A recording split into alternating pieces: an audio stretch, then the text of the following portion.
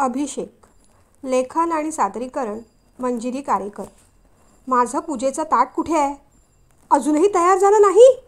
शिवने वैतागत गौरीला विचारलं. तिची बिचारीची ततपप झाली होती.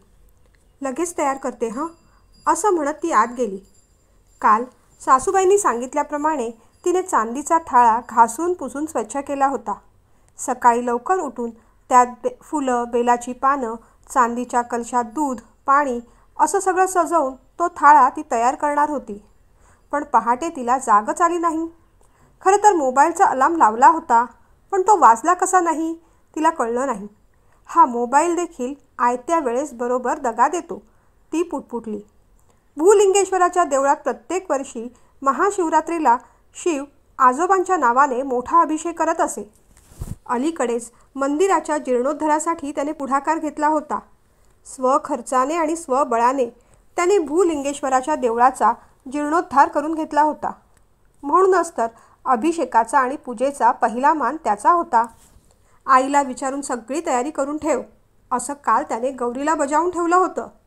तिने बिचारीने तसं केलंही होतं, पण कुठेतरी काहीतरी फसलं आणि सगळा गोंधळ झाला. आई बाबा गावी गेले होते, नाहीतर एव्हाना आईने पूजेचं ताट तयार करून फराळसुद्धा तयार करून ठेवला असता. आई बाबांनी कुठून हे ध्यान पसंत करून आणलंय कुणास ठाऊक. बावळट कुठली. तेही खरंच होतं. गौरी मुंबई पुण्याची नव्हती, धुळ्याची होती. आईच्या नात्यातलं स्थळ. आई गावी गेली होती तेव्हा मामीची भाची तिथे आली होती. आईला पसंत पडली आणि मग तिच्याशीच लग्न कर, सुखी होशील असा आईने हट्ट केला. आईच्या प्रेमापोटी या बावळट मुलीशी लग्न करण्याचा मूर्खपणा करून आपण पस्तावलो आहोत, असं शिवला आत्ता वाटत होतं. ए बावळट, झाली का तयारी? बाहेरून तो जोरात ओरडला आणि इथे तिच्या हातून दुधाचा लोटा सांडला. कण कण कण असा आवाज झाल्यावर तो आत आला. सांडलंस? तेही सांडलंस? तेवढंच करायचं बाकी होतं. आता दुसरी दूध पिशवी आहे का आत? त्याने खेकसून विचारलं. आधीच ती बिचारी गर्भगळीत झाली होती. हातपाय थरथरत होते. मानेने तिने नाही असं सांगितलं. दुधाचा तो भरलेला लोटा तिच्या पायाच्या बोटांवर पडला होता आणि तिला चांगलाच मुकामार बसला होता. त्यामुळे असेल किंवा आपले पतिदेव भडकल्यामुळे असतील, तिला आता रडू येऊ लागलं. तिचा तो कावरा बावरा चेहरा पाहून शिवचा पारा अधिकच चढला. रडणं थांबव आधी. डोळ्यातून एक अश्रू जरी खाली टपकला ना तर याद राख. तो असं म्हणताच गालावर टपकलेला अश्रू तिने पटकन पुसून घेतला. त्याने घड्याळ पाहिलं. 6:30 वाजले होते. एव्हाना आपण देवळात असायला हवं होतं आणि आपण काय करतोय? या मूर्ख मुलीशी वाद घालत बसलोय. बेलपत्र तरी आहेत का? त्याने विचारलं. तिने बेलपत्राची पिशवी थाळ्यात तशीच ठेवली. म्हणजे 108 बेलाची पानं तू मोजून ठेवली नाहीस? तो करवदला. मोजायची होती का? तिचे शब्द ओठाच्या बाहेर पडतच नव्हते. म्हणजे हिची काही तयारी झाली नव्हती. आता देवळात जाऊनच अभिषेकाचं सामान घ्यावं असा विचार करून रागारागाने तो घराबाहेर पडला. दरवाजाचा धाड असा आवाज झाल्यावर पुन्हा एकदा गौरी दचकली. 5 मिनिटं ती तशीच सोफ्यावर बसली. आपल्याला झालंय तरी काय? एवढं वेंधळ्यासारखं आपण का वागतोय? एवढी गडबड आपल्याकडून का होतीये? मुळात हा आपला स्वभाव नाहीच. आपल्या घरी कसं छान वातावरण होतं. आई बाबा, काका काकू, आजी आजोबा सगळे प्रेम करणारे. ताई दादा देखील प्रेमाने समजावून सांगतील. पण इथे मात्र माणसंच नाहीत. यांचे आई बाबा स्वभावाने चांगले आहेत, पण लग्न झाल्यापासून ते तर फिरतीवरच आहेत.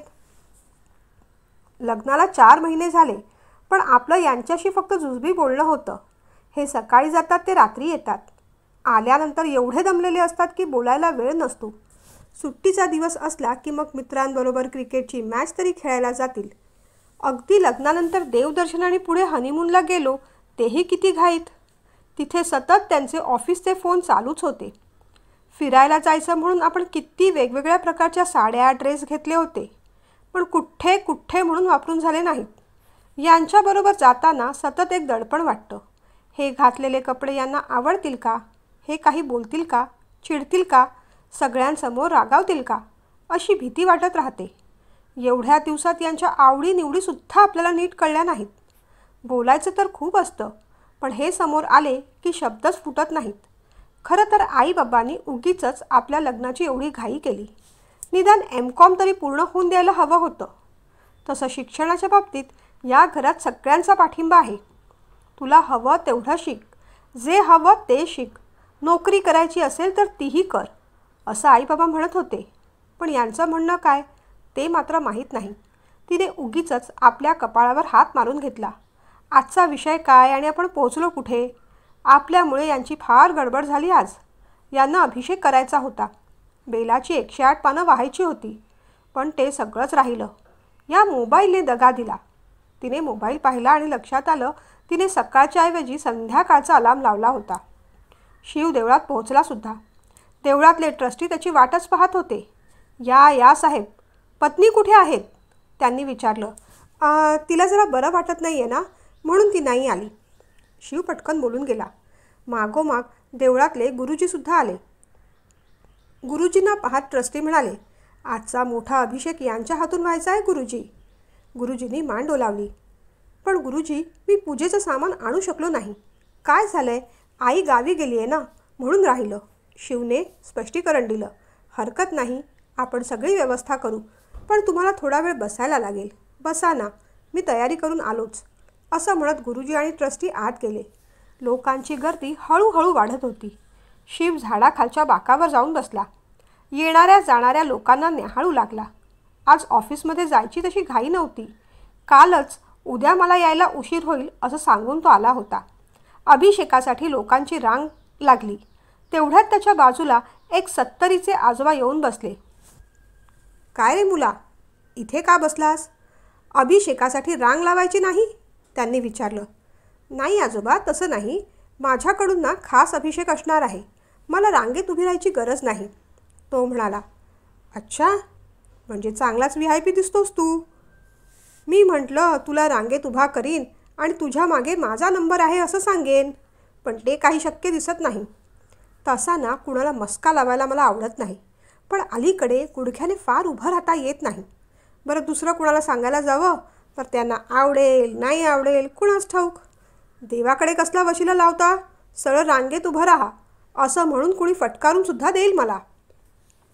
आजोबा हसत म्हणाले. पण आजोबा, देवळात येऊन अभिषेक केल्यानेच देव पावतो असं कुठे आहे? घरी पूजा केली असती तरी पावलंच असता की देव. शिव म्हणाला. देव पावावा म्हणून मी इथे आलो आहे असं कुणी सांगितलं तुला? छे रे, मी देवासाठी नाही, माझ्या बायकोसाठी आलो आहे. तिची भाबडी श्रद्धा. गेली 50 वर्ष न चुकता या देवळात महाशिवरात्रीला ती अभिषेक करायला येते. गेल्या महिन्यात बाथरूममध्ये चक्कर येऊन पडली. पाठीचं हाड मोडलं. तेव्हापासून गादीवर आहे. यावर्षी आपला नेम मोडणार म्हणून फार दुःखी झाली होती. तिचा तो नेम मोडू नये म्हणून तिच्यासाठी मी इथे आलो आहे. आजोबा म्हणाले. म्हणजे तुमच्या लग्नाला 50 वर्ष झाली तर? हो, 50 वर्ष होऊन गेली. कशी गेली कळली नाही. मुलं परदेशी असतात. आम्ही दोघं म्हातारे इथे. ती आमराई सोसायटी आहे ना, तिथे राहतो मी. आजोबांनी अधिकीची माहिती पुरवली. आणि तू कुठे राहतोस रे? हे काय, समोरच्या डॉल्फिन सोसायटीत, शिव म्हणाला. अरे, पण एवढा VIP अभिषेक करायला आला आहेस तर एकटा आलास? लग्न बिग्न झालं आहे की नाही तुझं? आजोबांनी विचारलं. का कुणास ठाऊक, शिव थोडा लाजला. झालं आहे, पण बायको नाही आली, तो म्हणाला. का रे, काही बायकांची अडचण? नाही, तसं नाही. पण शिव पुढे बोलला नाही. तुम्हा तरुण मंडळींचं असंच असतं बुवा. देवळात सपत्नीक जायला हवं तिथे एकट्याने जाल आणि डिस्को फिस्कोमध्ये जिथे जाऊच नये तिथे मात्र बायकोला घेऊन जाल. खरं आहे ना?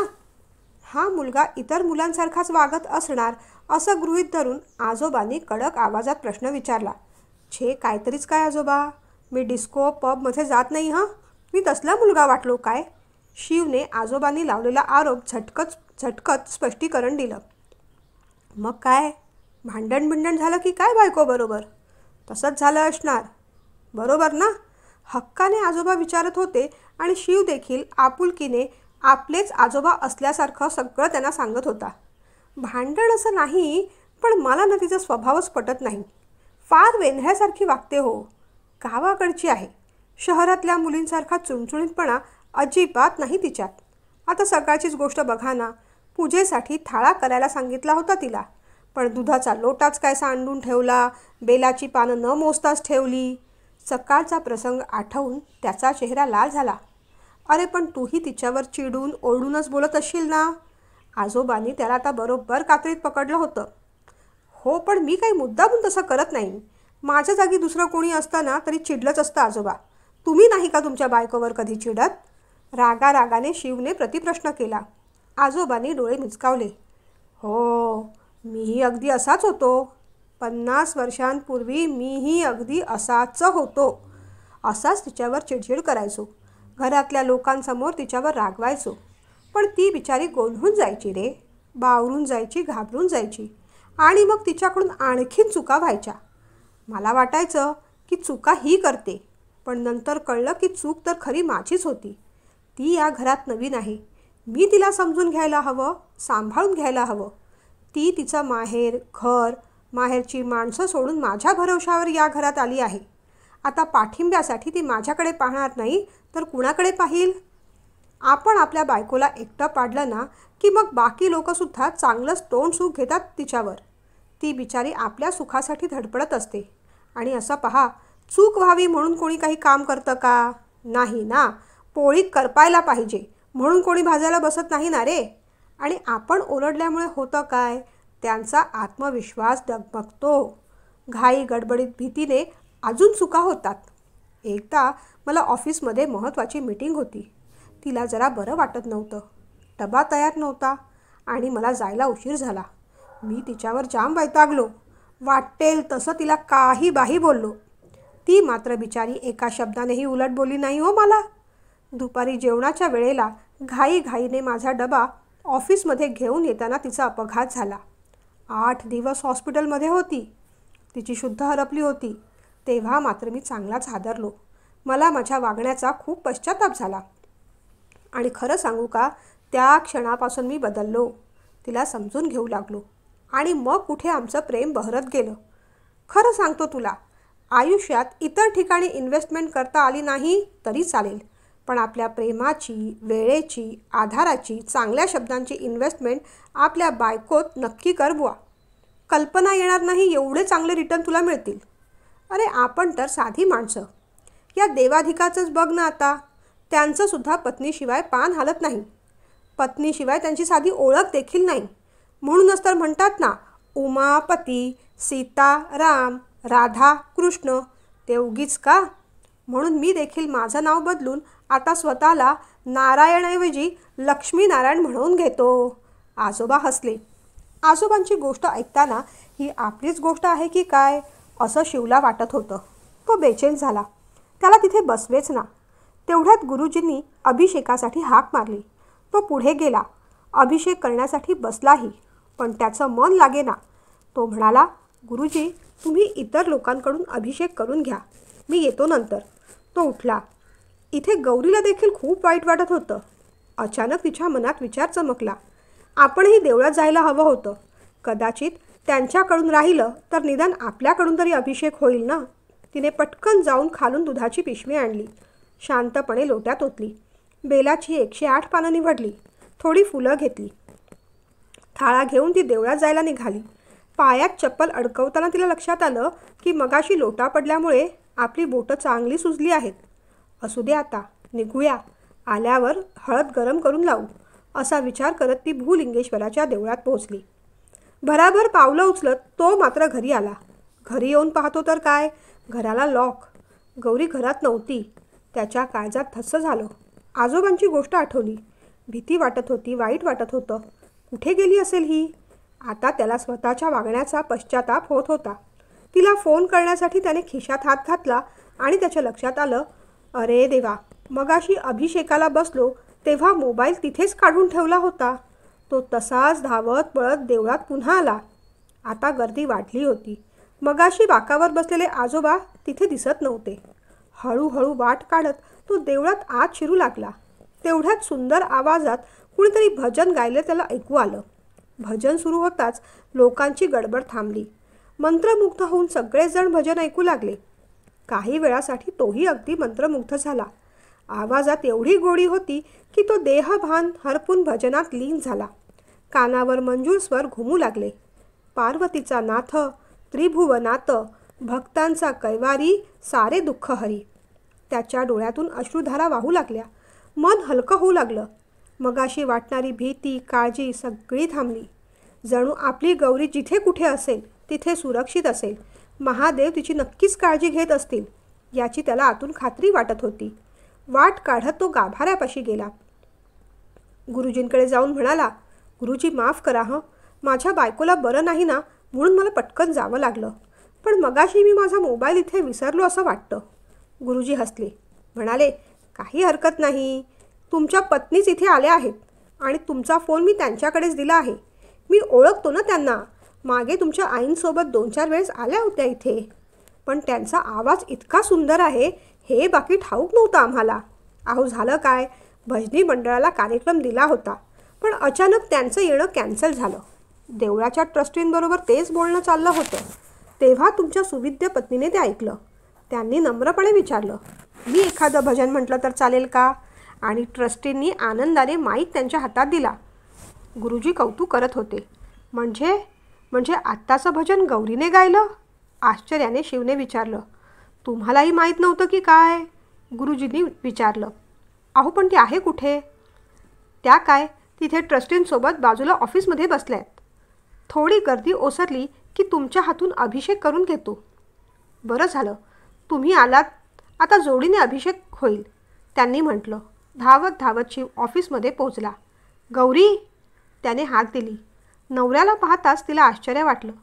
तुम्ही अजून इथेच? परस्पर ऑफिसला जाणार होतात ना? तिने विचारलं. तिच्या प्रश्नावर काहीच उत्तर न देता त्याने प्रतिप्रश्न केला. तू इथे कशी? सकाळी अभिषेकाचं ताट द्यायचं राहिलं म्हणून सजवून घेऊन आले होते आत्ता, ती म्हणाली. बरं झालं. कधी कधी काही गोष्टी चांगल्यासाठी होतात. महादेवाच्या मनात तुम्ही जोड्याने अभिषेक करावा असंच असेल म्हणून चुकामुक झाली. आता दोघांनी मिळून अभिषेक करा. चला तर, ट्रस्टी म्हणाले. तिघेही छान हसले. तेवढ्यात मागच्या खिडकीतून कोणीतरी शुकशुक असा आवाज ट्रस्टींना दिला. शिवचं लक्ष गेलं. अरे हे तर मगाचेच आजोबा. अहो ट्रस्टी साहेब, मी काय म्हणतो, मला तेवढं मिनिटभरासाठी पुढे जाऊ दे. सिनियर सिटीजन आहे मी. फार वेळ घेणार नाही. अगदी अर्ध्या मिनिटात अभिषेक करतो आणि 1 मिनिटाभरात बाहेर पडतो. आजोबा म्हणाले. अहो आजोबा, नाही जमणार. किती वेळा तेच सांगायचं. तुम्हाला एकट्याला आत घुसवलं तर बाकी लोक चिडतील की, ट्रस्टींनी शांतपणे समजावलं. आजोबा हिरमुसले. बहुतेक त्यांचं लक्ष अजून शिवकडे गेलं नव्हतं. शिवने हाक मारली. आजोबा या, आत या. अरे लेकाचं तू इथेच आहेस का? माझ्यासारखा यांना मस्का लावायला आलास की काय? आजोबा आत आले. अरे वा, अभिषेक करायला जोड्याने का? आजोबा म्हणाले. शिवने गौरीला खुणावलं आणि दोघांनी आजोबांना वाकून नमस्कार केला. ट्रस्टी साहेब, मी काय म्हणतो, आमच्या हातून अभिषेक नाही झाला तरी चालेल. आमच्या वतीने हे आजोबाच अभिषेक करतील. आम्ही लांबून नमस्कार करू. चालेल का? आता शिवनेच गळ घातल्यानंतर ट्रस्टी साहेब तरी काय म्हणणार होते? आजोबांना VIP अभिषेकाचा मान मिळाला. गौरी लंगडत चालते आहे पाहून शिवने विचारलं, का गं, खूप दुखतोय का पाय? ती बोलायच्या आधीच त्याने हाताने तिला आधार दिला. ती हसली. तुझा आवाज इतका गोड आहे, ठाऊक नव्हता मला.